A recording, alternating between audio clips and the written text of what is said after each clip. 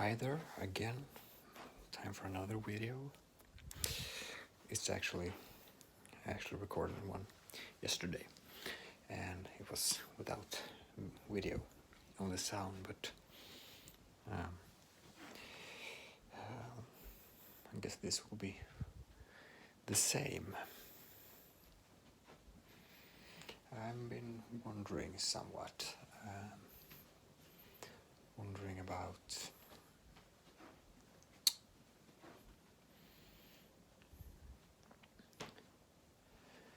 this, that I tend to, as I said,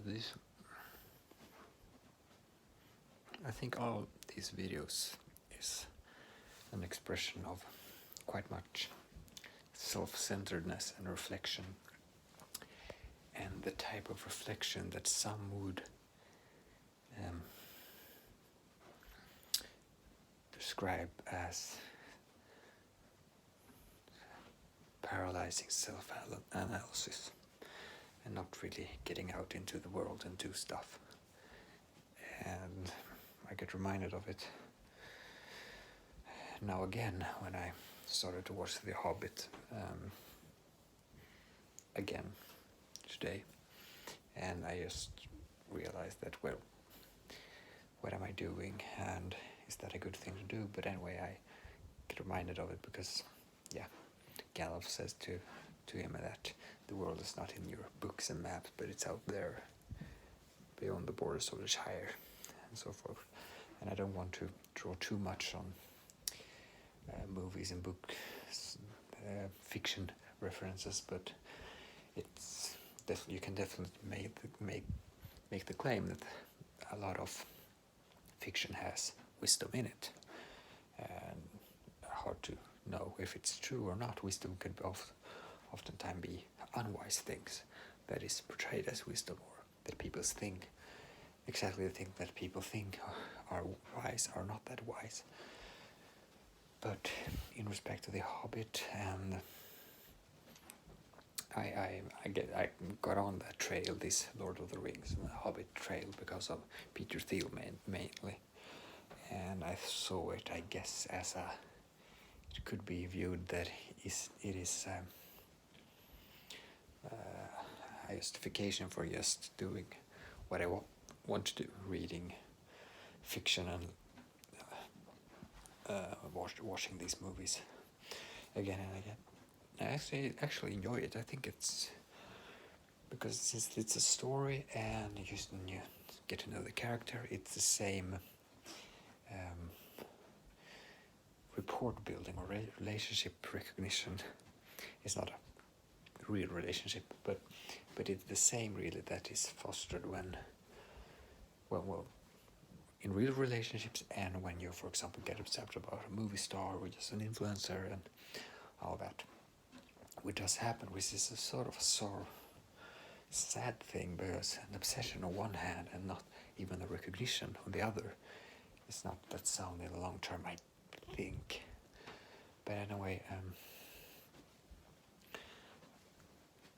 it's still a prevailing component in our society, because take the president or the prime minister or the king can't recognize everyone, but the king will still be recognized, so there's always some more influence in one way.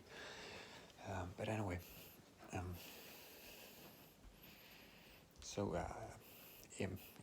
it's this whole theory about the entertainment industry have been sort of a substitute for religion and deeper community and so forth. And I think that's true, and I think maybe I mentioned it earlier, that it's sort of this substitution is, maybe it could be as a trampoline for getting to handle reality in some way, because there's no better substitute, or it's hard to get, or there is no better, and dealing with the real issues might be easier if you take the substitute for a while, like watching movies and getting to fictions and so forth. And that was my theory, and I sort of tested it by going into the Lord of the Rings and so forth. And I did this, and and so that's really what I'm coming to. I started to discuss this going out there and self-analysis, but I just want to get this point before that I thought about reading these type of books because I thought it could be good. I get influenced by Peter Thiel and thought it to be a good thing to read. But then now I've been thinking more and thinking, is it really good time to spend to do these things? And is it good time to spend on just reading and thinking even more, as I've been doing for the last 3 years? Is it natural, unnatural? And I also think about it in the perspective of what I talked about last time, about sort of unselfishness and how it can go too far, or if it can go too far to like this jolliness I talked about, lack of, in some sense, lack of characters, even though jolliness is not a bad thing. But that was, and how to think about it really, what to do in life and so on and so forth. And I sort of have to say that it seems like this Lord of the Ring approach and just going into fiction for a while, it worked as long as it lasted in some sense, but it never, in some way I want to say that it did not work, because I don't see a prevailing difference in my life. And what I'm committed to now is just, maybe it's the wrong thing to do because I've repeated the biases by Charlemagne, and I seem to get to the day I was like, well, maybe Charlemagne was right all the time in the beginning. It's really about these models in academic models, but yeah, for sure you have to. It's not all about learning those all the days, but it feels like, so one bias anyway that I really got reminded of was this commitment, consistency, and just not a ability to adapt and change fast enough, which is really this doubt avoidance in combination with especially commitment consistency bias, or what he calls consistency avoidance tendency. You avoid consistency. No, I can see inconsistency avoidance. Sorry. So you're drawn to consistency even though it's not good for you. And so I thought about that. Well, maybe it's like, for example, when they say the most admirable and best sort of climbers that climb Mount Everest and so forth, the best ones are those who, by the judgment of the weather and the risk, are able to turn their back on to the summit when they're just some meters from the summit, because they realize the implications of continuing, even though it's so close. Just shut that part of the brain off and not go, just because you have such a commitment. And it's of course two truths in this really. We want to talk about really wisdom in that sense and those type of judgments, and it's of course it's only the right thing to think when there is real danger, and I would say that the other type of the wisdom is of course sort of delayed gratification, pushed through to the end. That's the conventional, that is by most people not practiced enough. But when you come to a point where you are, and it's sort of, some people push themselves so hard and take so much risk that it is sound to And even those, if you push yourself so hard that you're doing that, you might you're so committed to something, some achievement, which is essentially a really good thing. But if you're not rational enough to consider the consequences of your pushing, because sometimes you will get worse off by that delayed gratification, because it turns out that delayed gratification is actually not a delayed gratification. It's a delayed, terrible outcome, because you were not able to see that the delayed gratification started a commitment that is sound in the long term in most cases, and most people are not doing it enough. But when you push so far in a situation where pushing even further is not the best thing to do, then you have to be wise enough and reasonable enough to sort of get a perspective on that commitment, and not commit too much to something that is not worth committing to. And also the flip side of it, not using that way of thinking just as an argument for being lazy. So that's basically it's really about being rational, I guess.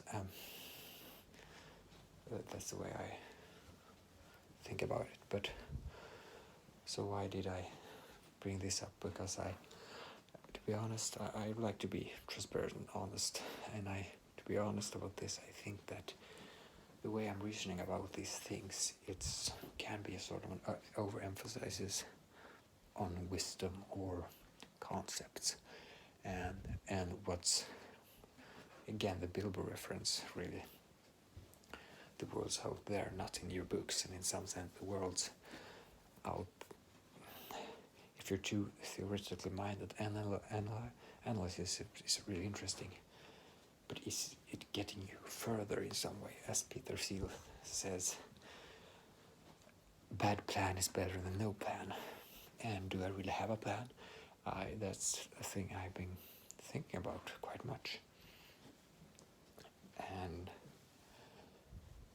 I really have, because I don't know really if I have a plan, or I have a sense, but I'm not as planless as I was when I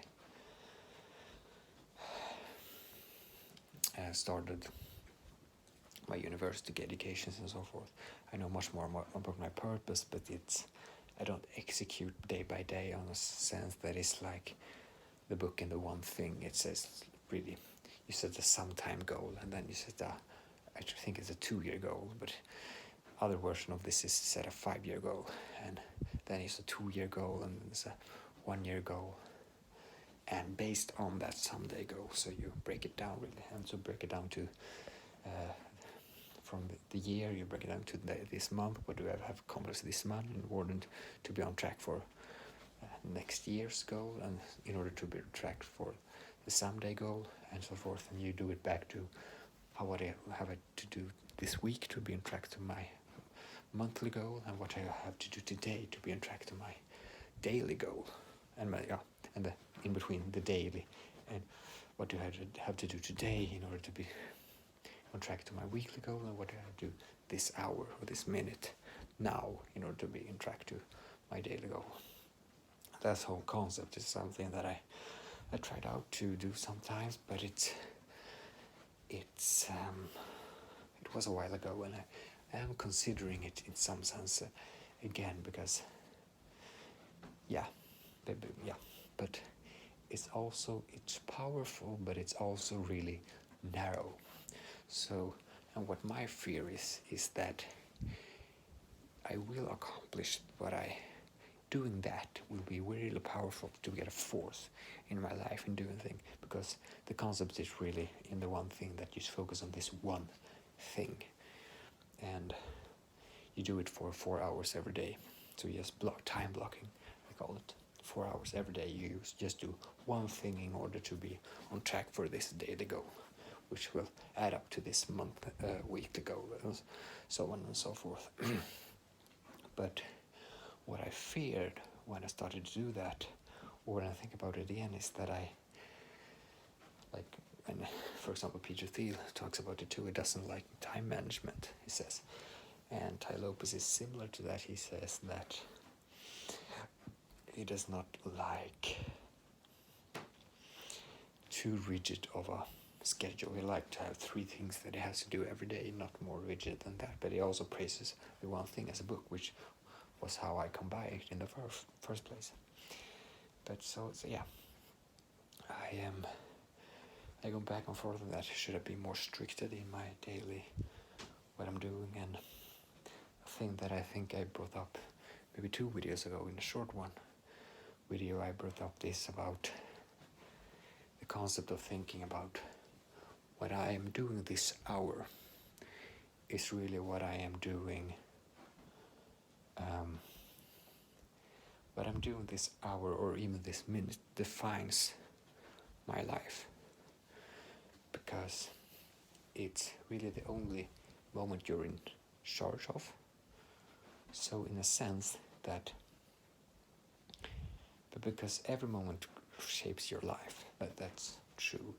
And in the concept of, I don't know how to put it, maybe you get it, but I think it's so profoundly insightful to think about it in terms of, like, for example, if I want to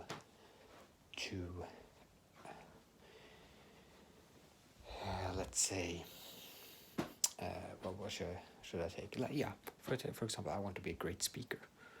And let's say you have to practice public speaking then for, well, we just go for something. This is quite excessive, but let's say in order to be a really good speaker, you have to speak roughly 6 hours a day. That might seem something really challenging. I'm not saying this is the case that you have to speak, but we presume that would have been the case, in the same sense that if you really want to be extremely wise, you may probably have to read 10 hours a day. But anyway, we just take this as an example: 6 hours a day speaking publicly, or just practicing like I'm doing now, or speaking with other related people or friends. And anyway, but what's speaking in 6 hours every day? Some people already do that, but for someone who's not doing it, it's quite a lot, especially if you're on your own a whole day. Like speaking for 6 hours, that's quite so much. And so you might start to doubt if that's the case, and for sure you should do that evaluation. But when you have confirmed that this is the case, this is what is needed, then if I am doing 1 minute, if I'm doing this minute public speaking in 1 minute, then I've made the most profound, important thing for my life during this minute. And that's really the concept. And I also think about references to Lord of the Rings. And one way of thinking about it that I really like, it comes from, I'm not sure how it's done explicitly, but I wrote it down today actually, but the thought had been, different version of the thoughts had been in my mind about this, because like for example, something that is really easy for me to get motivated about is when I hear about Frodo and the Ring and Sam and Frodo walking this, in some sense, actually, to be blunt, in some way it's not really that interesting to read. It's not that motivating. I don't get excited when I read as many other, maybe because I've watched the movies, and maybe because I'm just feel a duty to read because Peter Thiel is a good thing to read, but I also have a deep appreciation for the story. I really like it, but it just happens that I don't feel good when I read it. And when I get to the Frodo and Sam section, except for and contrasted to the other sections, I often feel less motivated to read. And it could be, say, if you've ever read Game of Thrones, you know, many people say, at least when I was younger, my buddies said that reading about Sansa was not that fun. They just skipped it. I could never skip that. For me, it's just like, especially when it's a story. But what I started to think was that challenge that they got through during these passages, which was quite not that interesting, I saw myself reading as going through that path, really. But that's just a side note, because what's really essential in this was that I thought about whenever I think that life is tough or what I'm doing is unclear or yeah, and even that, not just because one thing, when you know what you should do, that's easier. If you know you should read now, that this is, you'll decide this is the good thing to do, or doing this video, let's say this was very challenging or not that very boring, which it is not, but during that moment you can still get reminded of, and that why this was powerful for me was because when I'm actually been hiking, on so daily trips, and I've always, since I've done it with my parents, I've always been sort of wanting to push further, because I think it's fun to just make it go faster. Like I started to make thought experiments. What if I really pushed on like some, or like if you're pushed on really hard, how long would it take? Like I wouldn't need as many breaks, because it's the breaks that often takes time, and the longer you're continuing, the easier it is to want to get long pauses in some senses. But yeah, not totally, but anyway, and I thought about it anyway when I'm just thinking about Frodo and Sam. And it might sort of be a naive conception. I don't want to say that it is easy, but when I read it, and they are quite devastating and say, oh, this is beyond hope, or they are sort of, and then they regain hope. When I'm thinking about that, not to say that I would be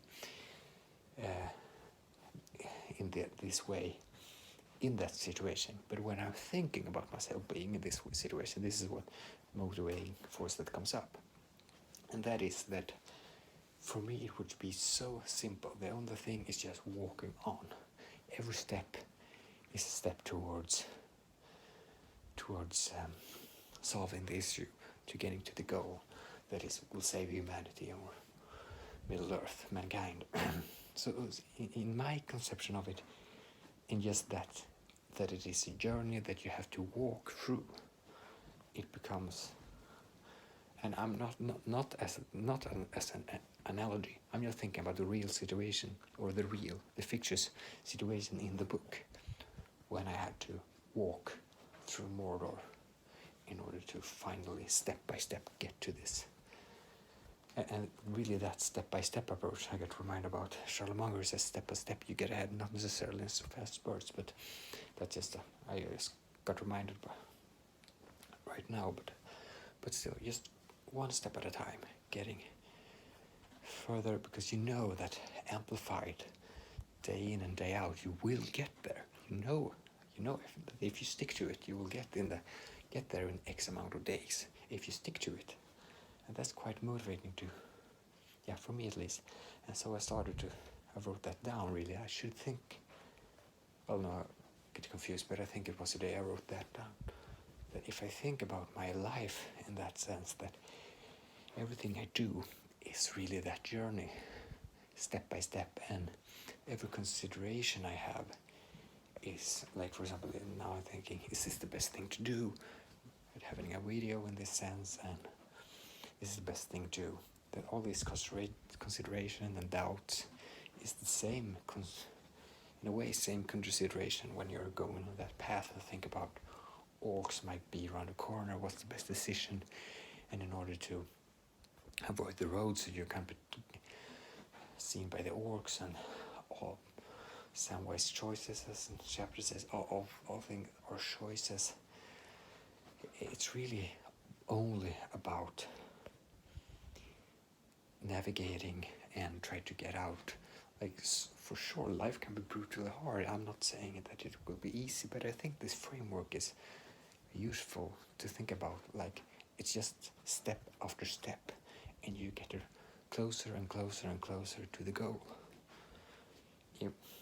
The sad part is that you can't be sure that you will succeed.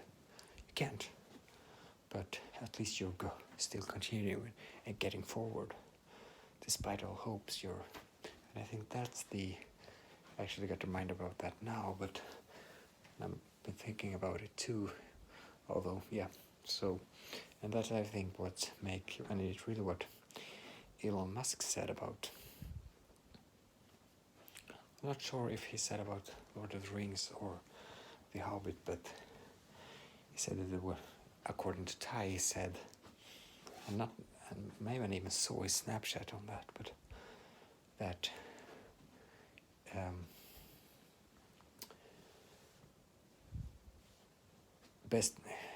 Ty asked Elon Musk what's the best book, and he said The Hobbit, and later on, Ty said that it was not The Hobbit, but it was Lord of the Rings. But anyway, and it is confusing because what I remember from it was that he answered The Hobbit because it learns you that you can achieve something great even though you're quite small. And what Ty said later on was that what Elon Musk has said, which I'm trying to confuse, did he lie about it? Or because then he said that Lord of the Rings was good because, well, the answer was Lord of the Rings because it learned you that you should try even though you're not sure that you could succeed, or you're not sure that you will succeed. Not that you could succeed, but you don't know whether you will succeed or not. And maybe that's part of it. Even though it came from, I'm not sure if it was Elon Musk, but or if Ty just made that second one up. But I think Peter Thiel has a deeper admiration for that book, Lord of the Rings, and I don't know. It might be the references, because there are lots of Krishna references. Even though Tolkien he says that he had no really thoughts about Christianity when he wrote it, but he said it really isn't Christian work because the Christianity in him flowed out into the book, sort of, or the books, and I think that's quite accurate. Or his thought structure is of course influenced by it, for good or bad. I'm not the one to judge. I think there are lots of wisdom in different religions, and that's something that's under contemplation for me, especially Christianity and so forth. But I won't go into that right now. So the question is, what was I thinking about? Yeah, motivation, Lord of the Rings. Why did I get into that? Well, I just thought about what's relevant to do in life, and so just continuing with some journaling. I thought that, and so I was under doubt when I thought about continuing reading Lord of the Rings, because it's sort of an expression of commitment, consistency, bias that was not rational to end the book if it's not really the best thing to do, because I started to doubt, was it really? And I just said, well, even though I don't know, I don't want to contemplate it, it's hard, just let me finish the book, because I've gone so long in this. But anyway, I still think I will continue it, because I don't, but it's a hard decision, because I really do value my time and want to see the world I'm doing with it. But so I'm thinking about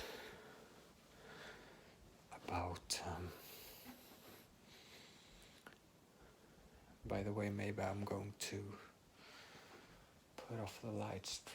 Maybe I can do it like this. No, I don't mind. Go a little further maybe. But anyway, so I was thinking about what I'm doing on every day, like earlier, but now I was thinking more precisely about, it's a quite trite subject I've brought up, so I try to not go into it in the same way that I've done before. That's because I'm not even focused on that necessarily here, but it's still about decisions in life, and that's important. But it's what you.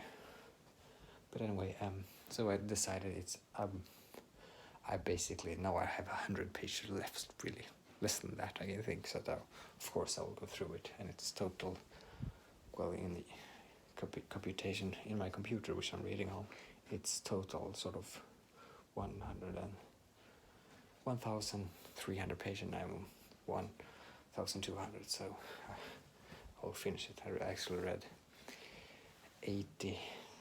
around 80 pages today, which is more than usually, but so it could be finished tomorrow if I really push through, but I probably won't. But what I'm thinking about here is that really going back to, because I quite often feel a sense of guilt that I'm not reading enough, that I'm not associating enough with ideas, and not because I did read again these lectures and so forth that I've been studying in. Actually, most interesting was to read about my notes from the course I took for about half a year ago in history of ideas, and the course name was 5 Themes. And then 5 themes in the history of ideas, and it was mostly centered on, it was centered on what happened, well, from the somewhat on the 18th century, but mainly from 19th century and onward, the history of ideas really, and the themes was, well,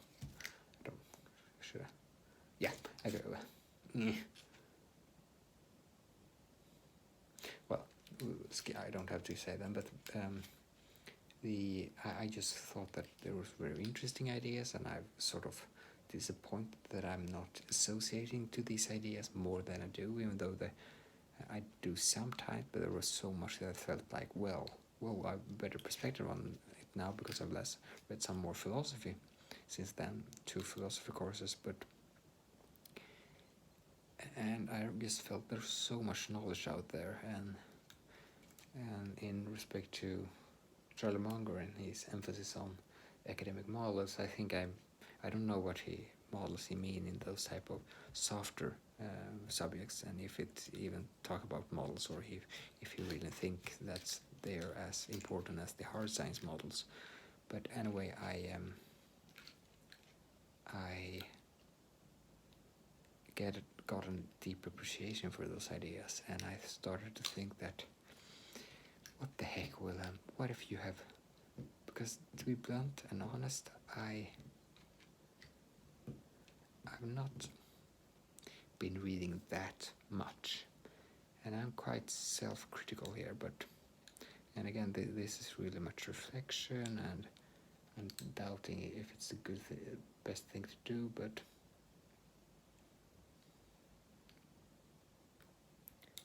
maybe the best thing is not to doubt too much everything I'm doing.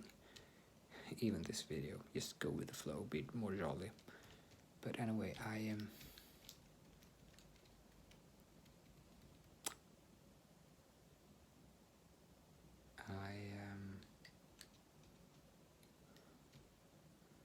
thought about these.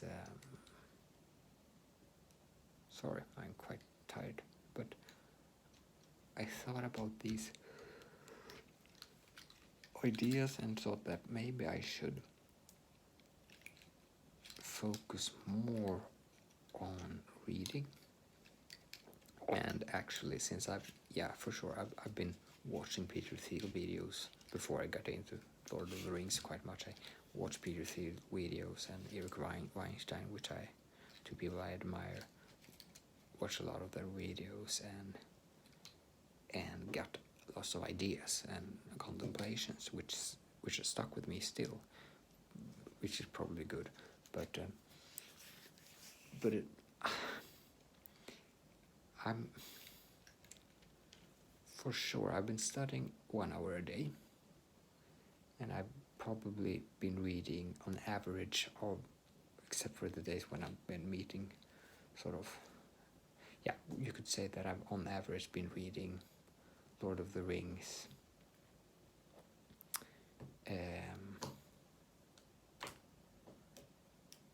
about 1.5 hour every day. Oh, often it's more like 3 to 6 hours, but or at least 3 hours, but on average. But some days I don't read at all, and at least so this last month or so I've been doing that. But and then I've been watching YouTube videos for maybe 2 to 3 hours, and I've been exercising and so on and so forth. But what have I actually done with my time? And I'm trying to think, what the heck really? And then I figured, especially the last 2 weeks, it's probably been movies for more than 2 hours a day, which is, I feel like, well, is that really a good thing to do with your life? And but since I had a justification from that I judged as a justification from Peter Thiel that going into this sort of Lord of the Rings and so forth was a good thing, I just did that. So I watched lots of movies, or these 6 movies, 3 Lord of the Rings and 3 The Hobbits, several times, and just to get ingrained in that, and I enjoyed it. And but I really do think about what the heck should I do? Is that the best way to spend your time? And similarly, is thinking the best way to spend your time? And well, yeah, but it depends on what you think of. And the fact that I've been talking for 37 minutes now and not been talking that much about academic models, that's what I'm thinking could be better maybe, even though concepts and what you do in your day is important, and thinking about so yeah, that's where my doubt lies. And but it also, you have to navigate what you want to do with your life. There are lots of questions, like in the long term, where do you really want? And that's sort of the issue about this, taking step by step, which you could argue I'm doing now. And as Samwise said, that another sort of rule of thumb or thought way of thinking that is motivating, sort of, is that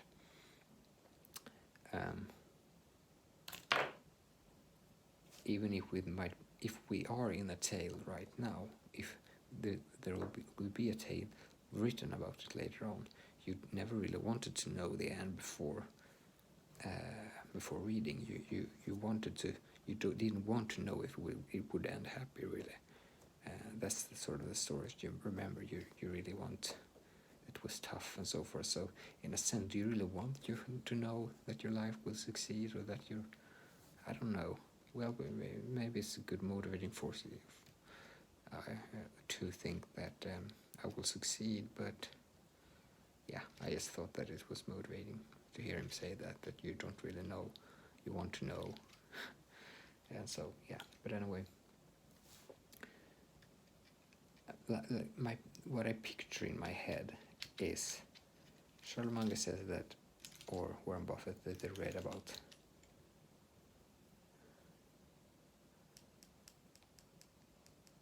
600 to 700 pages a day, and that's quite excessive. But that's of course not reading. It's not reading slow, and it's reading with focus and aim. And if you're not knowing what you're searching for, what you're optimizing for when reading, it's hard to do that, I guess, and it can get quite sort of, if you don't have a clear conception of where you want to go with your why you're reading and so forth, I'm not sure it's the best thing to do in that, to rush through like that. But I could be wrong. But at the same time, I think that reading 10 hours a day, is that something I should do? And for like comparison to what I've been doing the last couple of year, or year, yeah, because there was a time for more almost 3 years ago, 2.5 years ago, maybe a little more, that where I read like for 3 weeks. I read, I think, almost every wake hour of the day, and I pushed through. I read from the beginning to the end Poor Charlie's Almanac, which is this book that I'm referring to from Charlie Munger, which is a thick book, but it's not. It's some pictures and so forth, but it's still a lot of text. And I read a book called Evolutionary Psychology from beginning to end, and I read the Selfish Gene by Richard Dawkins from beginning to end. I really did this day pretty much every waking hour, not every waking hour, but a really large part of every day. And then I started on my hardest, which is I've been talking about these history books, these books by Will Durant, and I began with the first book called Our Oriental Heritage, and I read about, so there's about Sumeria and the beginnings. First is some quite interesting about the origins of civilization and the foundations for it, but then it starts and it's about Sumeria and Middle East before everything really began. Don't know exactly. And then it's about Egypt, and then it's about Babylonia, and I think then it's about Judea or something like that. Or Babylonia might be before Egypt. I don't remember, but then it was about, sort of Egypt and Judea, and I'm not sure if I read through Judea. I want to remember that I started on the Persians, which I thought would be very interesting, but at that time I got demotivated, and I just thought, I think I started to question whether this was really a good thing to do, to read that much and not taking action on other different issues. So I never continued really. So I read these first, so that was about, say, 200-300 pages in. So I read these books are about 6,000 to 600 to 1,000 words basically, and this was quite thick one, so I would think it was 850 or something, and I pushed through to maybe 300 pages, and then I started to think, is this really the best way to do it, just reading and not? And now so I sort of gave up on that, and I started to think maybe it's better to make more strategic sort of reading, reading maybe in the morning and afternoon, or one sequence in the morning, one after lunch, and one when you go to bed, to establish a habit and so forth. So I did that for a while, and then started to, it's better to sort of speed read and just get the gist of it, golden nugget and so forth. These are the ideas from Tai Lopez, by the way.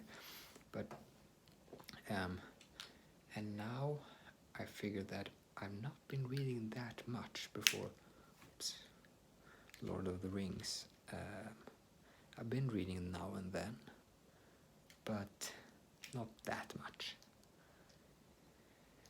And I've been thinking, like, is that really a good decision? Is it a wise decision? Should I be reading much more? I've been contemplating things. I'm watching YouTube videos to get ideas, but it feels to me that my brain is sort of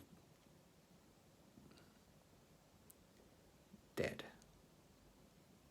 It feels as if, like, for example, you oftentimes want ideas to get sort of cross-pollinated between each other, and I don't know exactly how to do that in a good way. In some sense, if you're reading a lot, then you get things on top of your mind, but it's really hard to get, like, if for example, if you're reading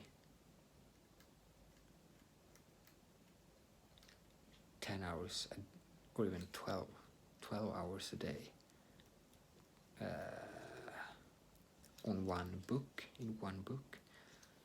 it's not sure that you will remember that much, and if it's really that effective use of your time. Is it better to read 1 hour from one book and then go to so that you read in 10 books, 1 hour each?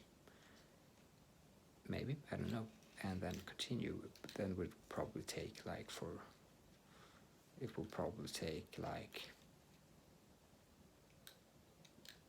months before you get through all the books, but that could be very powerful maybe. And or is it about, like for this for example, should you actively contemplate the ideas in sort of this type of video, or should you? So I'm and what I'm thinking is I'm thinking about these type of broad topics. How should you read? And so there is sort of a meta contemplation of what is good to read and how should I structure a day. But what strikes me again and again is that how a wise person, would they reason like this, or would they use the concept that they are reading about? And in addition to that, will that happen automatically if you read more? And I'm conflicted. I'm not sure about what's the truth in this. And I also start to think about what I am, because I have sort of a system for writing down thoughts and repeating them. Earlier it was like longer concepts and everything I read, and so I started to memorize them, and I started to, which I'm still doing, repeating, but I'm not longer making it so I can retrospecting it without looking. I'm just reading what I wrote back then, and I wrote what I did yesterday, what I read for 3 days ago, and what I wrote for 1 week ago, and what I wrote for 1 month ago, and what I wrote 3 months ago. And so repeating sort of again and again this really concept and ideas that I think interesting and worth thinking about. I read them, but I'm not really, and I talked about this before, how should I reflect on it? Should I put off time to reflection? And should I? And I think one thing that made me, because now I've been experimenting with the thought that, I'm not sure that I expressed this in a video, but I think I did. I sort of try to, because one other justification for this watching lots of Lord of the Ring movies and watching lots of read this book was that I had to develop my ability to not take things too serious, which I didn't express it exactly like that, but I expressed it more like I should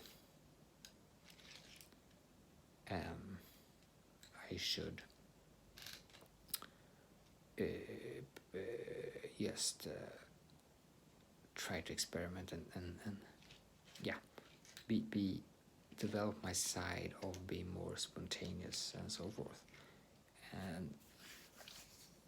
But I'm not sure that I've done that for a while now, and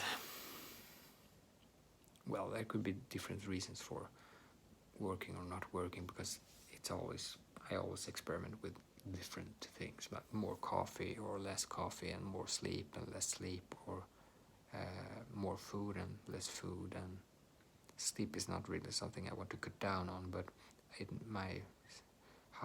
when I sleep and how much food and coffee definitely affects my sleep, but I never push down on the amount. I make sure sleeping enough in the long run. But anyway, because I know it's so serious for health and so forth, but it's still that By the way, I noticed that I'm quite sort of lightly depressed right now. Not depressed, but I am not jolly. And one thing could be that I'm not sure how, or I won't go into that. It's not interesting. But go back to, I'm just noticing that I could be more jolly, and I should probably be more jolly. I think despite that is a factors that contributing to it, I still can have a chance to alter my mood. And so, but going back to what I think was so interesting here, when I'm contemplating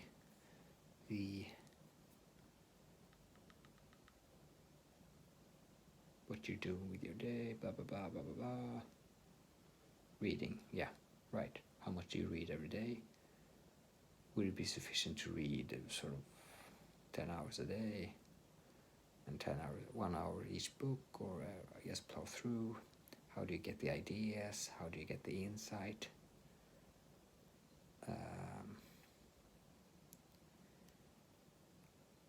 How much do you put into reflection of the ideas? And do you distill the ideas from people? And so how do you really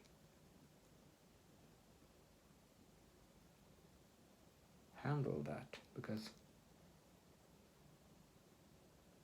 for one thing, before this sort of trying to say that I wanted to develop more, actually I should put out the light because I'm not quite close to go to bed, so you won't see me anymore. But anyway,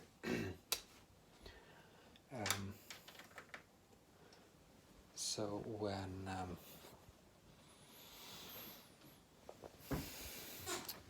I thought about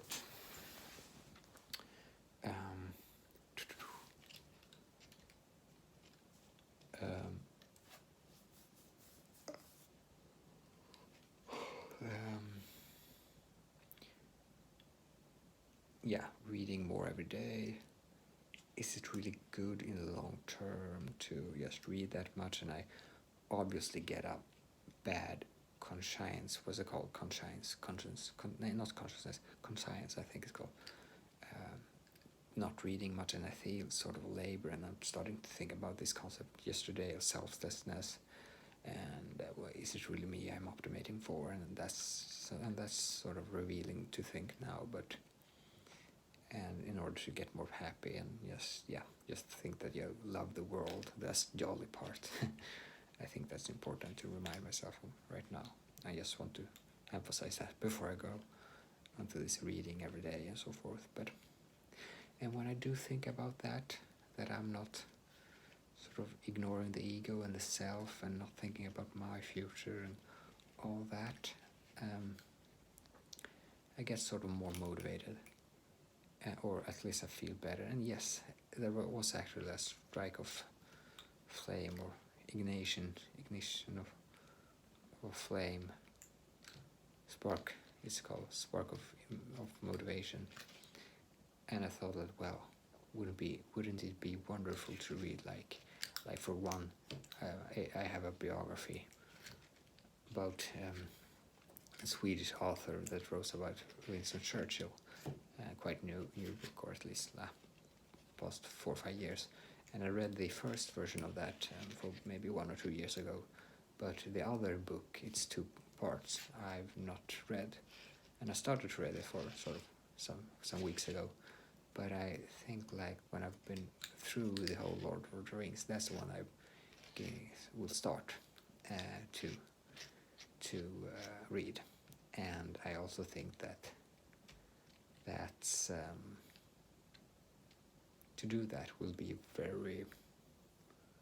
a very good thing to do, really. And so, and as I said, it's sort of a motivation to think, oh, I want to read that book, and I don't have to contemplate like, is it good for me in the long run, or what I'm doing with my life. But at the same time, that's what you do. If I have my purpose to civilization and so forth. And yeah, I guess I just have to. It's not bad to think about how you feel sometimes. It is good to feel, and it's good to think about human beings and sort of gratitude and love and so forth. I think that's a good thing to refer back to. And so, yeah. But I also think that planning is good, and I'm somewhat tired right now, but so, well, just to keep my motivation and my jolliness, what would Charlie Munger do in this situation? Would he say that, well, everything you've been doing up to this point, this day, or in some sense have been waste of time? He would just go straight to the books that I am having and start reading. And every meeting that passes that I'm doing something else is a waste of time. Or would he think that, well, this guy is really doing some useful work? Partly he's self-reflecting, and partly he's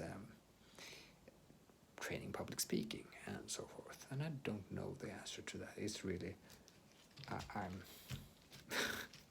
It's funny though. It's funny that in some sense, I feel like that I'm so overanalyzing everything, and I'm just wasting time, and it's so hard to know what thoughts to think. And I talked about it before, but I still think it is really, really, really important to think about what you think. And I think Charlotte would agree with that. He would definitely agree. And I think every wise person would agree with that. It is important to think what you think, but it's also important to get to a conclusion what is good to think about and then actually do it, and what is good activities to do and then actually do it. But yeah, and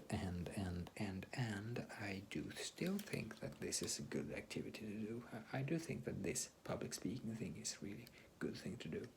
And what the, sorry for just harping and interrupting myself, but I'm just so fucking, I don't know, there's something about this moment right now. I feel sort of some small spark of motivation, and I'm starting to feel a little better than I was for a while ago.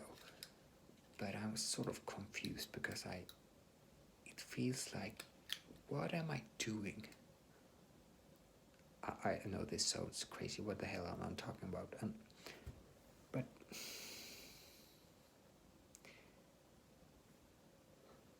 what the fuck is life? What is life? What is existence? What should we do with our lives?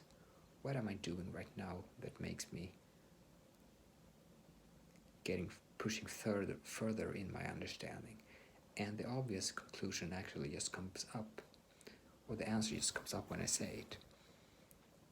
As I said yesterday, scientific models are perfect ways to, or really good ways to have an approximate approach to the world and what you should base your knowledge on. So then, we should start there.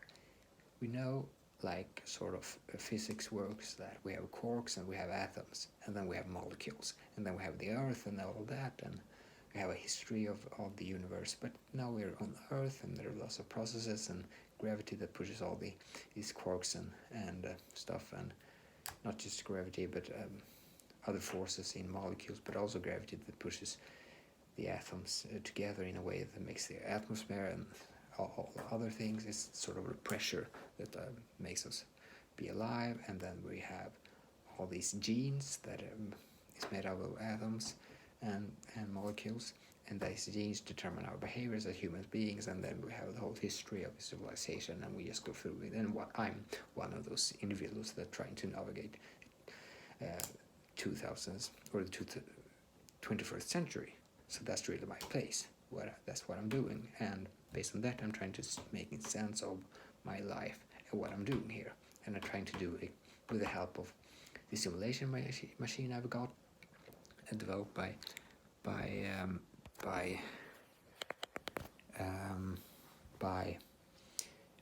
evolution, and then I'm trying to use academic models that we have learned.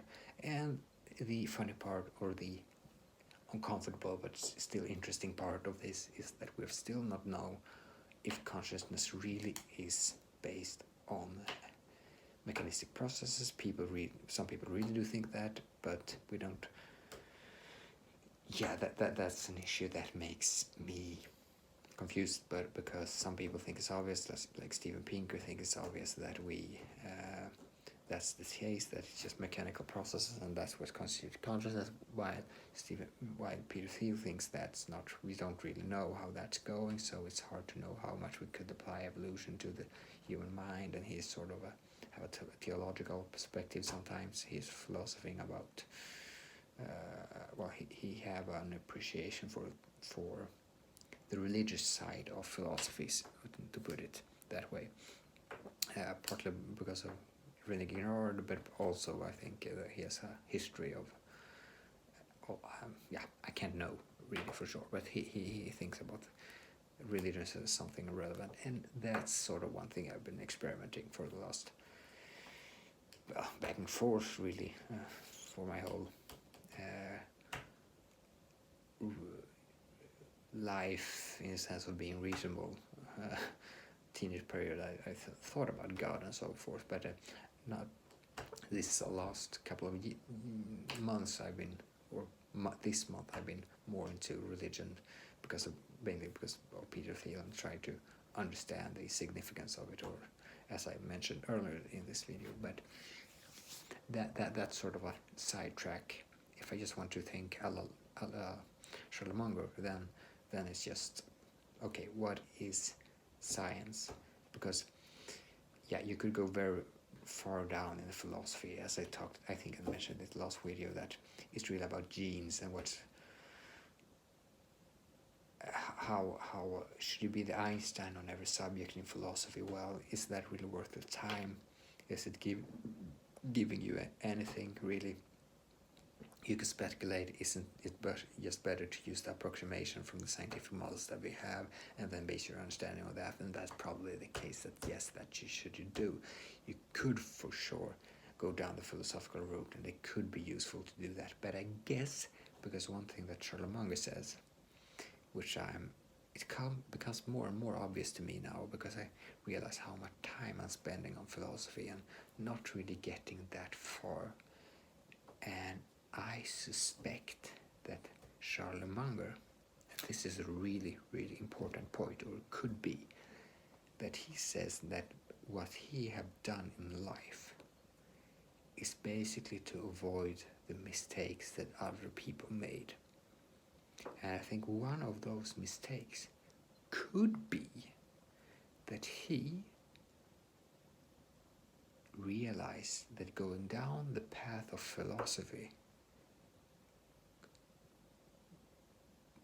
in most cases wastes your time a lot.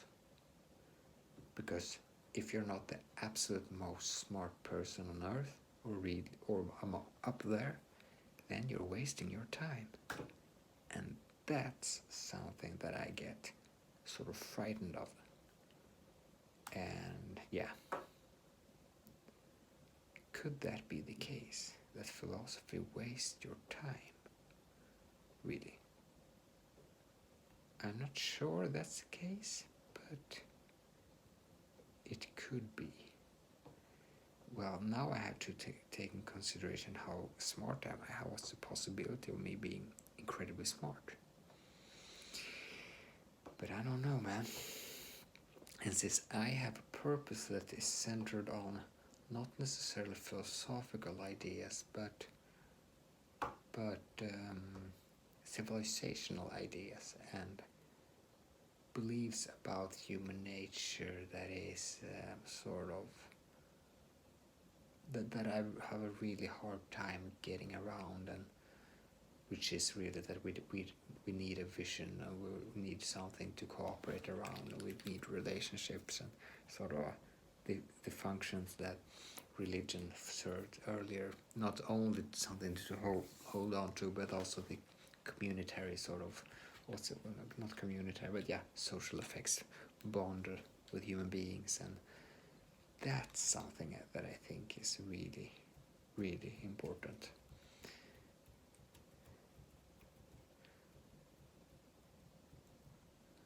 So, and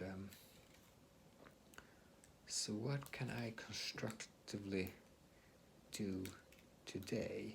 Because now I'm in that mode again that I talked about yesterday, that I got into the day before yesterday at night. When I got to sleep, I'm not exactly in that state, but I'm in similar state, and I actually was in that state for the last part of the video that I did yesterday, when I talked about yeah, but not in that.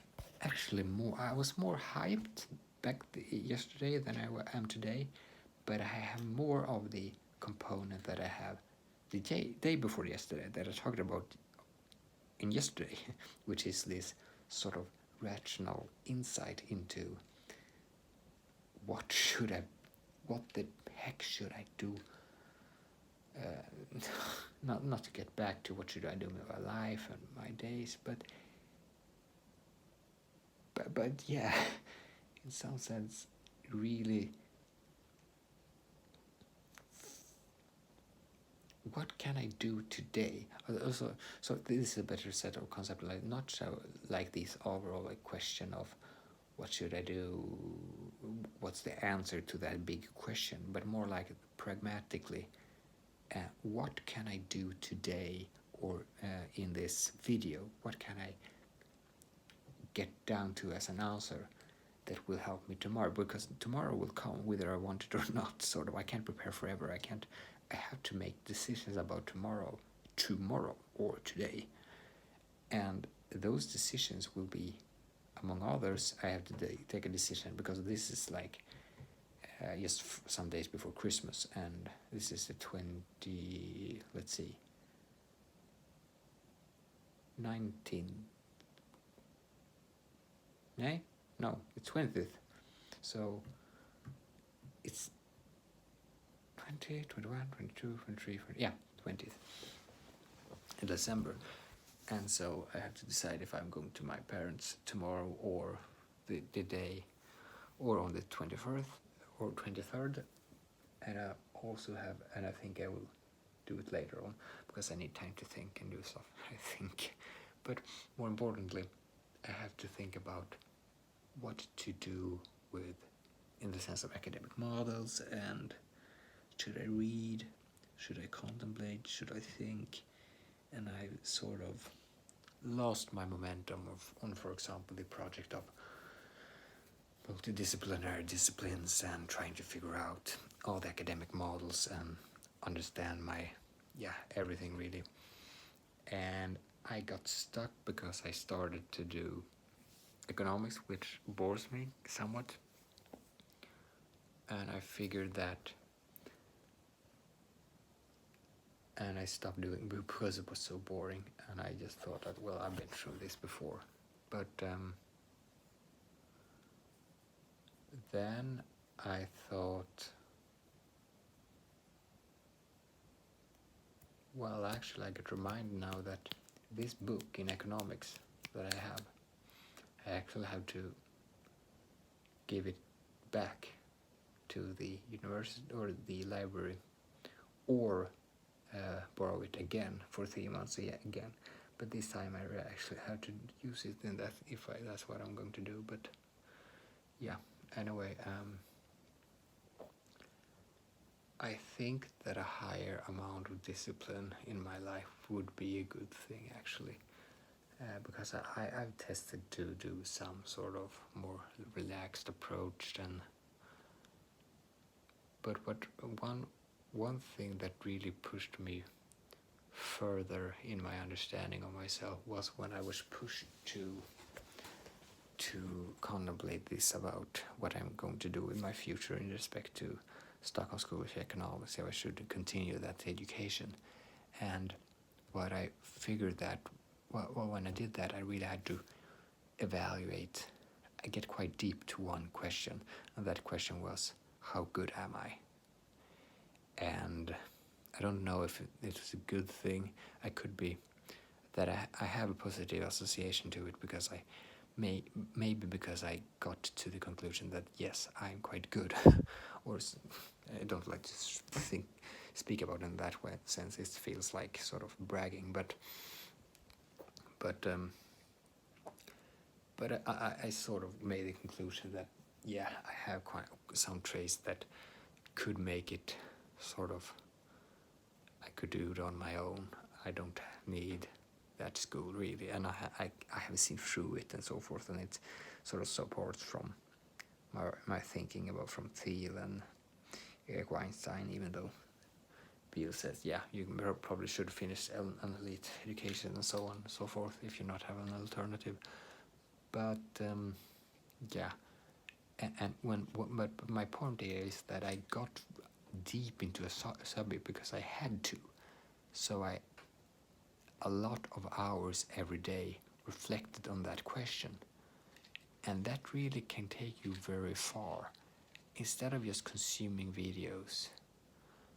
And, well, reading is a good thing, of course, but even though it's good to cross-pollinate ideas and so forth, it's if you're not connecting the ideas and thinking and yeah, you could do simultaneously when you're reading, but it's something that, yeah, I think connecting and thinking about this central concept and ideas is a really useful thing to do. I, by the way, think that one reason that the Bible is popular is because it's lots of, well, why it's useful is because if you remember the stories, it's easier to connect to your daily lives. And so you might make connections that are, or at least in an atheistic perspective, that are false. They're still so suitable because you remember things, because you have something to associate with. Stories that you find are divine, then it's really easy to remember them and connect them to your own life and so forth. But yeah, I do think that I have to have a much more systemized thinking and develop my thinking and insight by that type of thinking, and push further in insight and dedicating my day to really navigate accurately. And I also think that, like for example, the insights I get right now and the usefulness of what I am doing right now, and this is really the same as I mentioned yesterday. I'm trying to figure out why do I get the ideas that I get right now, and there are different answers, I think. And one contributing factor is the fact that I'm actually talking. I'm talking and speaking and not being too solitary. One other thing is because another social component is because I've watched little on the Hobbit and so small YouTube videos, which are contributing to my awareness of my mood and so forth, and how I handle existence. But I also think that but what my point was that I've been exposed to social faces. I've been exposed to social interaction, not interacted with other people, but I've looked at people having interaction, which I think is much better than only reading, or only, not saying that better than reading, but it's something that reading can do for you, see another face and listen to another human being, which is really important and component in being a human being and being sociable and actually work as a human being. I think that's good. So that's a component, and of course coffee could be a contributing factor. Not quality today because I fasted from supper last night to now, so 24-hour fast. But I'm so used to it, so it's not, and I've been eating so much, so it wasn't that challenging. But and I think I also feel good because I accomplished something. I read sort of 80 pages, which is much more. I usually read between, if I read a day, I'd read 30 to 60 pages or 20 to 60 pages in this Lord of the Rings. So I think feel quite accomplished by that, and I think it feels like something happening with Christmas and so forth, and I have a positive attitude to people, and yeah, there are many contributing factors, but but I think the most important thing maybe is that I took time to reflect and going down a route and really get my mind going, because that seems to be an important factor, because this is something that's really important that I just get an insight to now. This is something I had to write down after the video, that since if we always seek distractions, sort of videos and YouTube videos and movies and reading, and that's which could be included in distractions, but because I've been somewhat skeptical sometimes to thinking too much, just because I've been doing it so much that I'm and emphasizing so hard that I think I overemphasized it. But yeah, Charlotte Munger says there's no real substitute in life for reading and think. That's what you have to do. And I think that if you're thinking spontaneously, you could do that. I'm sort of doing that now. But if you're not aware of if your day is so scattered that you don't have more than 1 hour of purely only thinking deeply, then you maybe don't get the thoughtful momentum to get anywhere. That's my takeaway from this video. I just think I have to think about it. And it's not that you have to think all day, because you could do lots of useful activities except from that. And it really is important what you consume and what ideas and so forth. But I think it's only the ideas that you really express, like for example this video, or like the more you think, the more you ingrain ideas in your head. And yeah, so having time to go deeper into insight and get a momentum, I think that's a crucial component of being bright and insightful.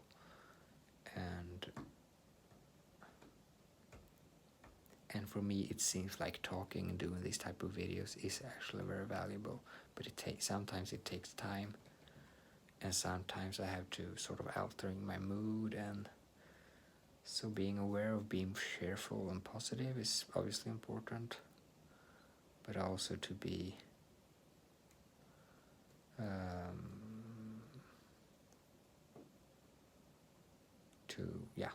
have a momentum on thinking, sort of, and pushing further in reflections and contemplations, and because I mean every day time is passing. It's so interesting to think about what the heck have I done today, what the heck have I done last sort of year, and so on and so forth. Where do the time go? Do you get more insightful? And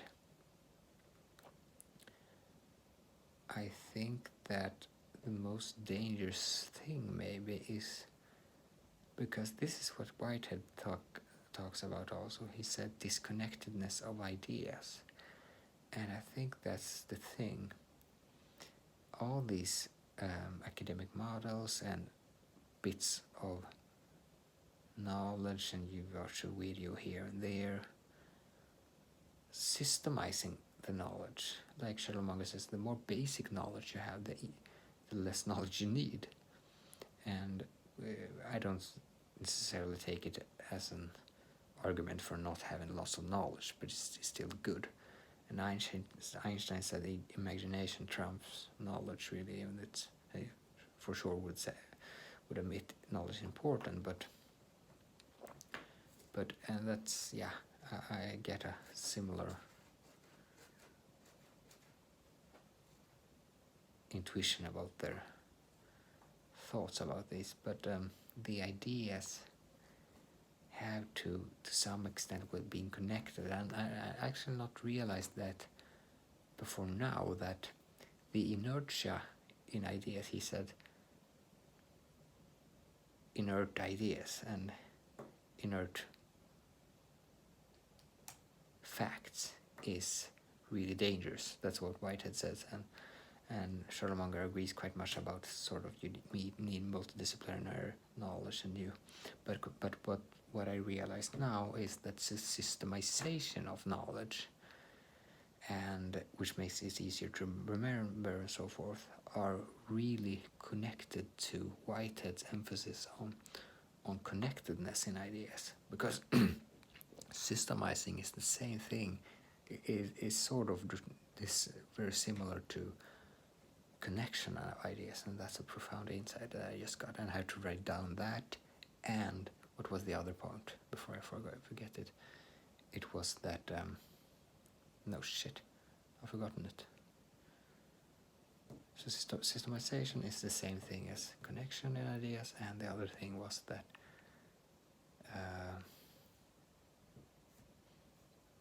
what was it? Something about Munger and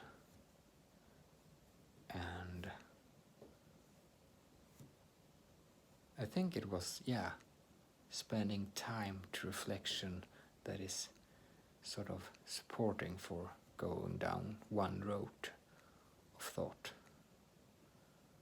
Yeah, I think that's it.